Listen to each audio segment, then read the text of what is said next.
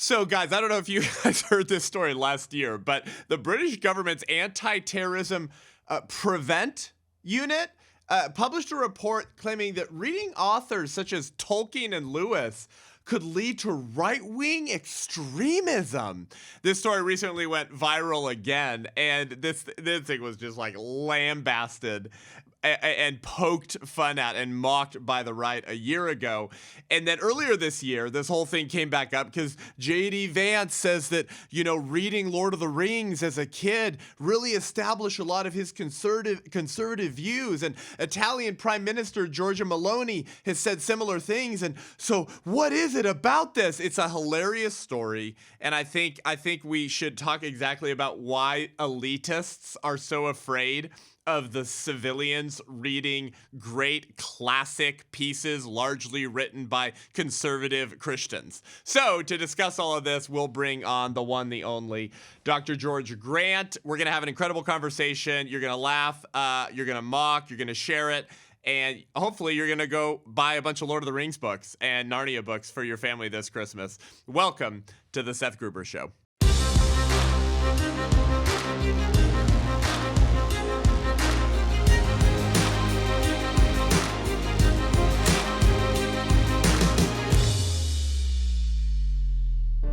Over 1 million children were killed in 2023 in America. Children are always the unconsenting subjects of progressive social experiments. What if the culture war was just a proxy war for the spiritual war? What if Satan masqueraded his demonic assault against the image of God as just a science and just a politics to keep the politically impotent pastors silent? We live in the culture of death called why is abortion demonic? Because Jesus came for you to have life. The devil came to steal and kill and destroy. We won't do for good what the other side is so zealously willing to do for wickedness. Join us at Life or Death Con on January 23rd in Washington, D.C. Head over to lifeordeathcon.com to get tickets today. Okay, we're almost there, guys. Life or Death Con, Washington, D.C., January 23rd. If you're an audio listener, okay, and you missed that video, you don't want to miss some of the people at our first annual conference in Washington, D.C., the day before the National March for Life. We've got Ali Bestucky, Eric Metaxas, Dr. Nancy Piercy, our guest who's on in just a few seconds, Dr. George Grant. Who else? Joshua Broom, Isabel Brown, Pastor Landon Schott, Pastor Gary Hamrick. I mean, it's going to rip your face off. Why would you not come? We need to raise the temperature in the bar of Christian leadership in the fight for life in this post-Roe v. Wade moment. So go to lifeordeathcon.com, lifeordeathcon, like for conference, lifeordeathcon.com. And if you're an ally of the White Rose Resistance, that means $35 a month or greater, you actually get a free ticket to any of our events, including Life or Death Con. We've only got 1,000 seats. We want to see you there, so go get your ticket now. Okay, so Dr. Grant, welcome back to the Seth Gruber Show. I don't know why it's been so long since you've actually been on the show. I guess I am mea culpa, mea culpa. I mean, you should be on like every week or something like that. But welcome, brother. Well, thanks. It's a joy as always, and anytime you call. We'll do our best to make room. Amen. Well, everyone listening to the show is a fan of you for many reasons, but in no small part because you're kind of the VIP guest on screen in the 1916 Project, and we just get such wonderful comments from people who have watched the film because of you. And so when I saw this thing the other day, Dr. Grant, I immediately texted you and I said, we have to do an episode on this. Yeah. This is too good. You're somewhat of an expert on a lot of the classic pieces of Western literature and certainly of some of the Inklings crew, which included Tolkien and Lewis. So catch us up to speed on this, because this kind of goes back to a year ago, but then it kind of went viral in the news again recently. Can you kind of give us the breakdown and background behind this very interesting story? Yeah, so the British government has an anti-terrorism task group, and their whole agenda has been to identify what are the triggers that create terrorism in the UK. But of course, like so many progressives, they focus entirely on the seemingly non-existent right-wing terrorism, ignoring altogether the waves of people flooding into the UK, illegal immigrants crossing the English Channel and creating havoc in cities like Manchester and Liverpool and most especially in London. At any rate, because they're focusing supposedly on the right, where there have actually not been any terrorist attacks in the UK from the so-called right-wing extremists. Nevertheless, they focus on them, and one of the things that they've discovered is that they actually like conservative things. They actually like conservative music and conservative entertainment, and they actually read the books that made Western Christendom. And horror of horrors, therefore, ergo, we've got to put a stop to this Tolkien, Lewis, George MacDonald, Geoffrey Chaucer, William Shakespeare, horrid, toxic masculinity in Western literature stuff. So that was the sort of the beginning of it. Then the reason it went viral this year is that at Nottingham University, where they put trigger warnings on the possible offensive literature like Geoffrey Chaucer's Canterbury Tales or William Shakespeare's, his plays and his sonnets, they actually did a conference on it because they had caught a lot of flack in social media for creating trigger warnings for things like toxic Christianity and possible allusions to colonialism and patriarchalism and all of that.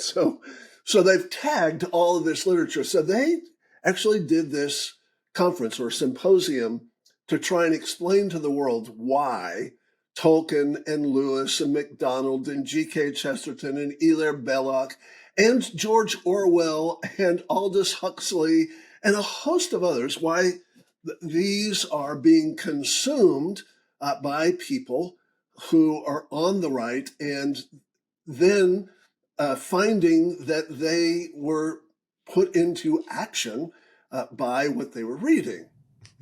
And so Nottingham University did this symposium, and it was so absurd that social media once again picked up on this old story and they just started spreading it around. And now it's gone completely viral, as it should, because this is the kind of thing that we need to hold up to open mockery.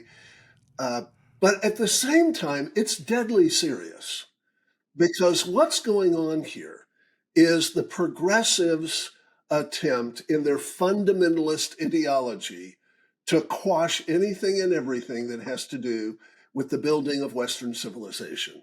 So the art, the music, the literature, the ideas, the architecture, the political institutions, the structures of freedom and opportunity that are ours because of our forebearers and because of people who created great literature like Chaucer and Shakespeare, all the way down to Tolkien and Lewis.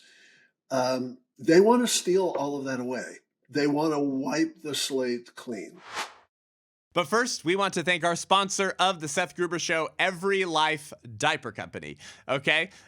If we want to build a good culture for our family and our children, one of the ways that you're going to have to do that, guys, I know this is hard for us, but we have to start shopping in alignment with our values. I get it. There's so many great services, softwares, and companies that are super woke, left, and anti-Christian that are really convenient and nice. Believe me, I get it. But you cannot defeat a culture of death by funding that very same culture of death. That's why we love our friends at Every Life Diaper Company. Did you know almost every major diaper company or baby brand in America rhetorically or financially supports the abortion industry?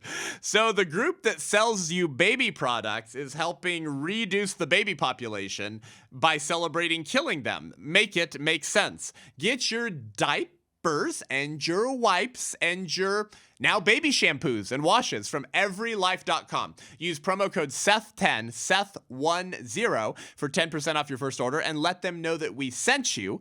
And then you're supporting the White Rose Resistance and us here at the Seth Gruber Show as well. Everylife.com, promo code Seth10, Seth10. Go support our friends at Every Life Diaper Company and help us defund, bankrupt this culture of death that we're living in today. Thank you, Every Life Diaper Company. There's a line I really like from a new favorite author of mine, Benjamin Weicker, who wrote a great book we did with our book club called 10 Books That Screwed Up the World and 5 Others That Didn't Help. And speaking of these very types of individuals that you just described, Dr. Grant, he says they were the kind of self-assured chaps who took the fruits of centuries of Christian moral formation for granted, even as they cheerfully chopped down the tree that had borne them. Right. Yeah, it's similar to what Cotton Mather wrote in Magnalia Christi Americana in the year 1700, when he described how God had poured out blessing on the earliest, establishment of the colonies in New England. And the reason was their faithfulness to the Word of God, but the prosperity was now consuming its mother. And he essentially said, if America doesn't realize why it has freedom, why it has prosperity, why it has opportunity for all, then all of that freedom, that opportunity, that's going to disappear. Yep. Well said. So,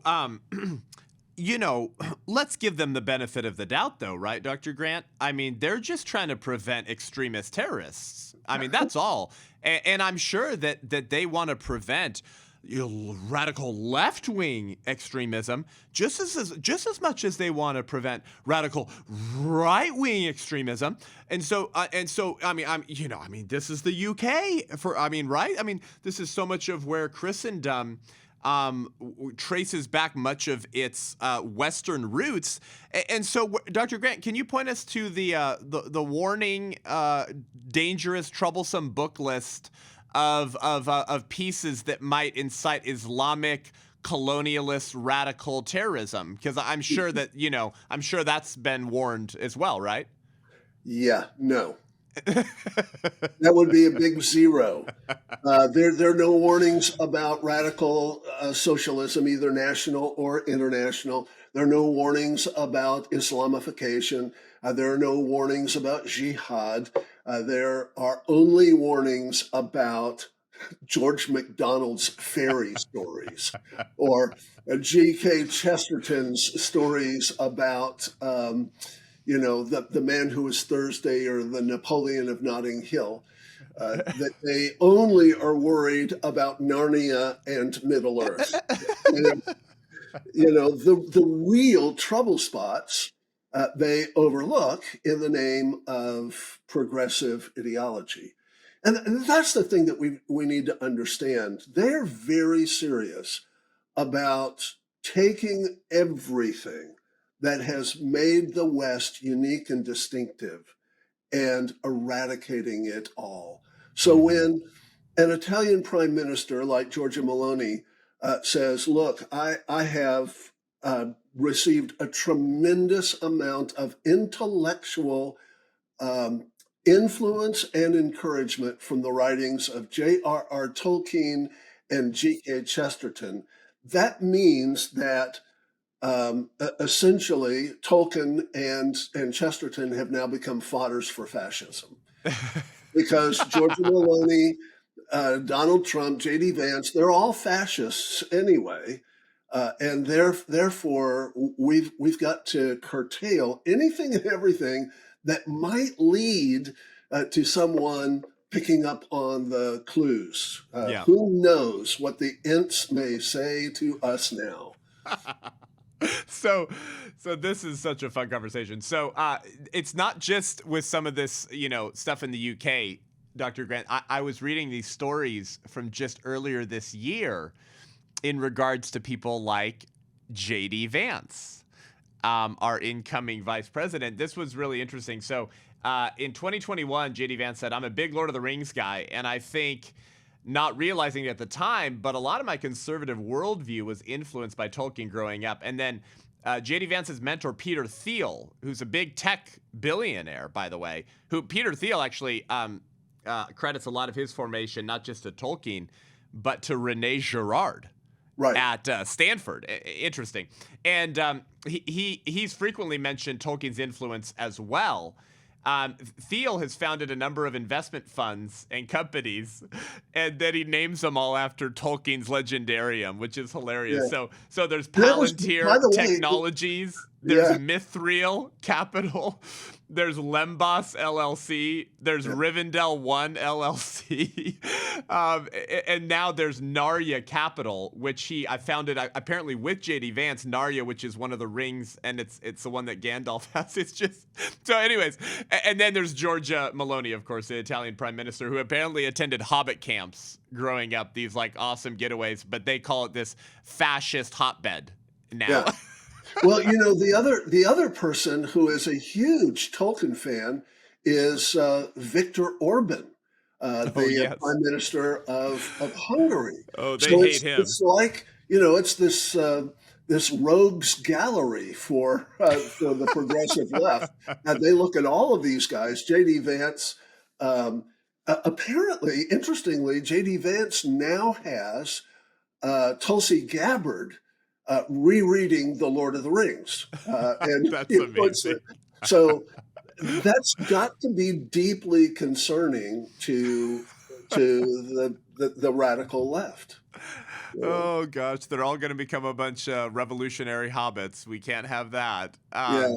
Apparently, Well, last year. And the thing is, the Lord of the Rings really does have this incredible system of thought that runs all the way through it. Tolkien was really writing, in some ways, a morality tale to remind us of the dangers of the Saurons of this world and the destruction of the environment and the destruction of freedom and opportunity. And so if you start thinking about the economy of Middle-earth, how did the economy of Middle-earth work? Well, it's very, very largely a decentralized, localized, free market economy. That has to be terrifying to someone who starts seriously looking at the ideology of the Lord of the Rings. It's Christian through and through. The same thing that we see in Narnia, in George MacDonald. And it's that kind of thing that is the fruit of Christian civilization. When you have Christian ideas, then even our art begins to reflect those ideas in really powerful ways. Yeah, I know. So I guess you started to answer the next question already, actually. But the first question I had, and maybe there's more you want to say about this, when I saw this story was simply, I guess, what is it about Lord of the Rings that these elites are so afraid of? And also, what are these elites up to that make them fear a political backlash from reading Tolkien? Well, I'll answer the second part first. And the second part is, what are they doing? They're not reading those things. Part of the reason that they're able to just ignorantly lash out at the Lord of the Rings or the Chronicles of Narnia is very likely they've not read them. They don't know what's in them. If they actually read them, they too would be captivated by them. I don't know anyone, no one on the planet, who actually dives into the Lord of the Rings that doesn't just become enchanted by it. Yeah. Same thing with the Narnia tales. Once you get over the whole question of talking animals, suddenly the whole of the ecosystem is just an incredible delight. Yep. One of the things that has happened at elite universities like Harvard and Cambridge and Oxford is that students are no longer actually reading. We've gone to a digital world, and we've got this mindset that you don't actually have to read through an entire book. Instead, you capture, data from those books, and you can do all of that digitally. And the result is that we have a lot of really gifted, really powerful, really influential illiterates. Yes, that's right. There's this great line from C.S. Lewis upon reading Tolkien's Hobbit, which I believe would have been before it was published, because they shared each other's writings. And Lewis said, you cannot anticipate it before you go there, as you cannot forget it once you have gone. Right. It's a heck of an endorsement. It is. And I think that Lewis is right. There's as much as the literary elite, the publishing industry, and the progressive left have tried to shuttle The Lord of the Rings off. It consistently tops every best book list, the best books of the last century, the best books of the last decade, the best books of this last year are constantly Tolkien and Lewis books. And, that despite the fact that legacy media and all of the powerful elites really want to poo-poo the whole idea as, silly elves and dwarves. And it's so much more than that, of course. Yep. So the Washington Post wrote an article about Giorgia Meloni last year, Dr. Grant, and listen to this line. Italian Prime Minister Giorgia Meloni and a horde of fantasy-loving politician in Italy's far right. Ooh. Nothing is more precious. That's a funny word to use. Than the works of Tolkien, in whose writings they see themselves as a ragtag fellowship battling the lidless eye of the European left. Wow. Of course, they're mocking Giorgia Meloni, right? They're saying you think you're part of a fellowship against some like globalist, evil, all-seeing. It's like, well, I think that's what reading Tolkien does. Actually, it makes you see yourself in this greater epic that we're really all a part of. It's really interesting. There have been very few hit pieces on Giorgia Meloni over the last year because she has completely turned the Italian economy around. Do you know that the fastest growing economy in Europe today is Italy? Really? One of the most dysfunctional economies and the most dysfunctional governments of the last 150 years is now the fastest growing economy per capita in Europe today. Wow. The same thing is happening right now in Argentina, where you have a libertarian president who has begun to slash bureaucracy and drain the swamp in Buenos Aires. It's remarkable. The economy is suddenly turning around, and what was once the second richest country in Latin America, behind Venezuela, which now has been wrecked by 3 generations of socialists, Argentina is turning around and could easily pass Brazil as the most powerful economy in Latin America within the next 5 years. Wow. I was not aware of that. So you're saying politics matters because policy matters, and policy matters because ideas have consequences? Ideas have consequences across the board. Ideologies, worldviews matter because ideas have consequences. And bad ideas have disastrous consequences. Good ideas really generally require time, but over time they bear fruit. The bad ideas have fast consequences because destruction is easier and faster than building. Yep, yep. So, about Lord of the Rings, basically every fantasy writer, well, let me say like uber successful, like best-selling fantasy or science fiction writer. I mean, it's almost axiomatic. Like they all are writing the coattails of Tolkien. I mean, like Lord of the Rings has become like it's like the standard of fantasy. It's like the measure to which you compare all of the other works since that time. I mean, like that's how big of a deal it is. It's a meta text. That's right. It's a meta text. Yeah.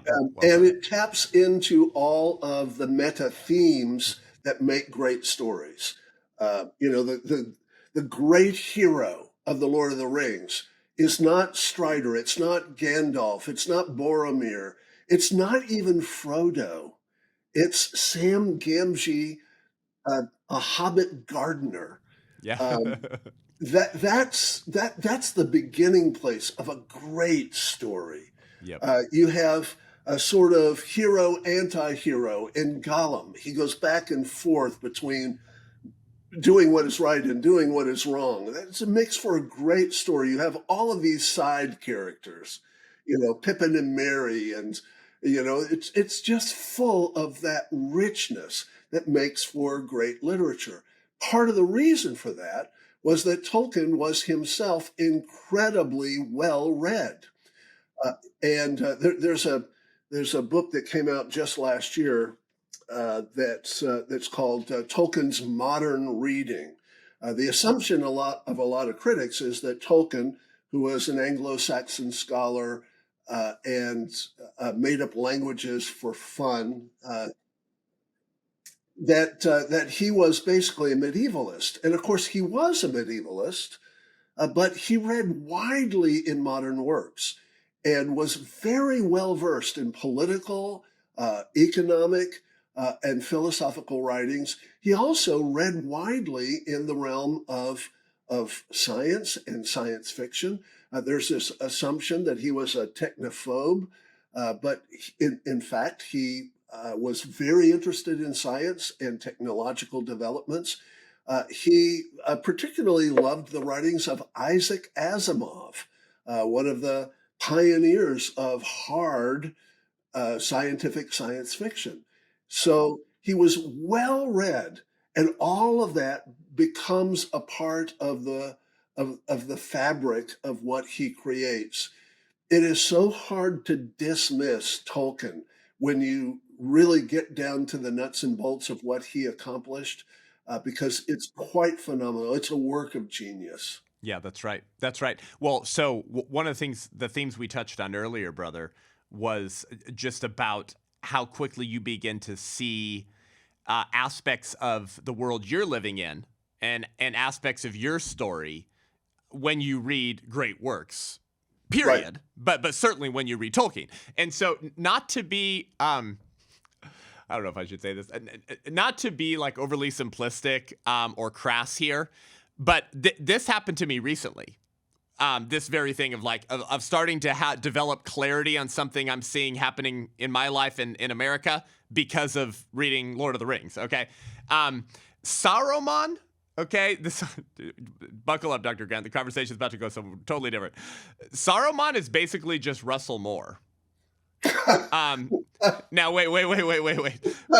Once considered wise, positioned as a leader of leaders, both abandoned wisdom for folly and defended their abdication of duty and betrayal of their brothers as wisdom.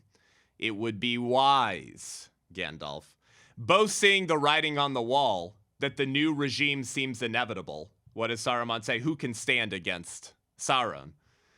It makes more sense to join the enemy and ensure that you'll have a place at the table. But Russell Moore, like Saruman, will come to a nasty end, for the regime will not tolerate even the appearance of resistance, little though it may be. Eventually, the useful idiots, to quote Lenin, will also be eradicated. Yeah. Anyways. Yeah, it's interesting. The left always eat their own. Yes, Revolutions exactly. revolutions are never satisfied. You look at the French Revolution and you see how many of the leaders, Murat, all the way to Robespierre, they all wound up victims of assassinations or of the guillotine. So, that's the thing about revolution, is that it is natively destructive, and so it destroys everything. It doesn't discriminate where it destroys. So whether it's to desacralize all of the cathedrals, like Notre Dame, where they had the Dionysian display in 1793 that the Olympics picked up and made a mockery of, or if it's the eradication of the Christian calendar, or all of those other things, revolutions always destroy everything in the end. You see that in Tsarist Russia. Tsarist Russia was one of the breadbaskets of the world. And what happened into Lenin's civil war and then Stalin's repressive war against his own people was mass starvation. Tens of millions of people starved to death in the breadbasket of the world, because revolutions destroy, they don't Yep. build. Yep. And by the way, to bring it back to Lord of the Rings, just like how the orcs take up the great institutions of physical and metaphysical beauty, whether it's Moria or the Gondorian kings, to become cesspools of darkness and witchcraft. Right. I mean, you just see all this stuff in Lord of the Rings, and it's fascinating. We could probably talk to you about it for an hour. One other question on this, because I want you to touch on this. We didn't say it in this way, but basically what we were saying and what you're saying is that a lot of the fight and attacks against great works of literature and fiction and fantasy, like Tolkien, Lewis, and others, and George MacDonald, Chesterton, etc. And heroes, all heroes, Yeah. Anything that represents what gave us what we have. Exactly. It's a proxy war against Christianity. It's actually Exactly. a proxy war against the creator, actually.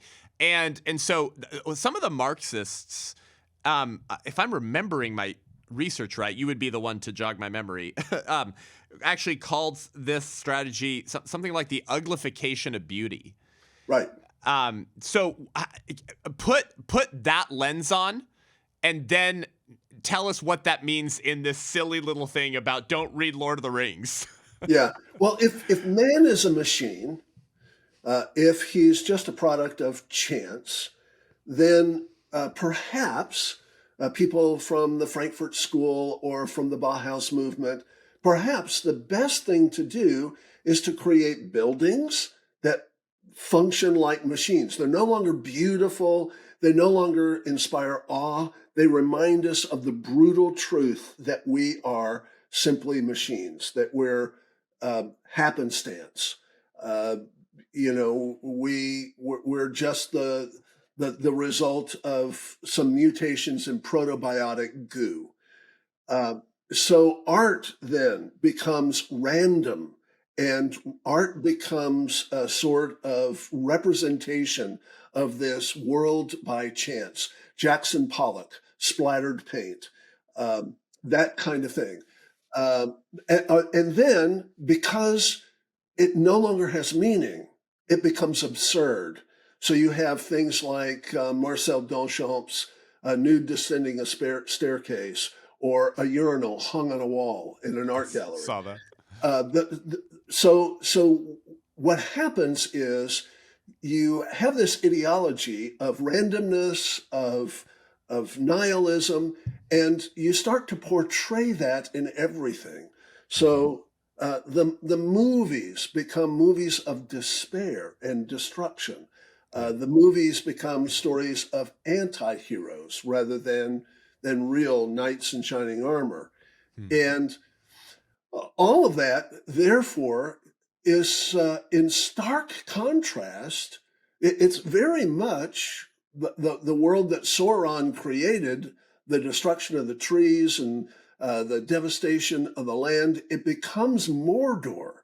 So when you have someone like Gandalf and Strider and Sam and Frodo fighting for the preservation of beauty, goodness, and truth, that becomes an attack on the revolution. And the revolution responds by saying it's sexist and racist and patriarchal and colonial, and it is fascist. Yep. And that's the label that winds up on Tolkien and Lewis. There you go. I'll let Tolkien send us out, shall I? Tolkien says, "We have come from God, and inevitably the myths woven by us, though they contain error, will also reflect a splintered fragment of the true light, the eternal truth that is with God. Indeed, only by myth-making, only by becoming sub-creator and inventing stories can man aspire to the state of perfection that he knew before the fall." That's beautiful. That's what they hate. Yep. Right there. Yep. Yep. If they read Monsters and the Critics, where that comes from, I think that the progressives would lose their lunch. There you go. Awesome. Well, there you go. Guys, reading Tolkien or spending too much time in Narnia, you might become an alt-right, a right-wing extremist. Be careful. I think what they just really mean by that, I think the lady doth protest too much is actually, that's my takeaway from all of that. Brother, thank you. We're going to have you back on for another conversation. And you're just such a blessing to us. Thank you guys for tuning into the show today. Head on over to iTunes, Spotify, YouTube. Give the show a rating and review. Okay, make sure you guys have Lord of the Rings books for your nephews, your nieces, your kids, and your grandkids. All right, go to Rumble, because if YouTube ever digitally assassinates me, help us out. Make sure you get your tickets to Life or Death Con by going to lifeordeathcon.com, January 23rd. You're gonna hear Dr. Grant. Come on. That's like a once-in-a-lifetime opportunity. Come to D.C. and then march with us with the White Rose Resistance the day after. And make sure you pick up a copy of the book and host a screening of the film, The 1916 Project, at your church. Still screening in churches. We got 15 or 20 just next month in January. Okay, the1916project.com. Until next week, I'm Seth Gruber, and this is The Seth Gruber Show.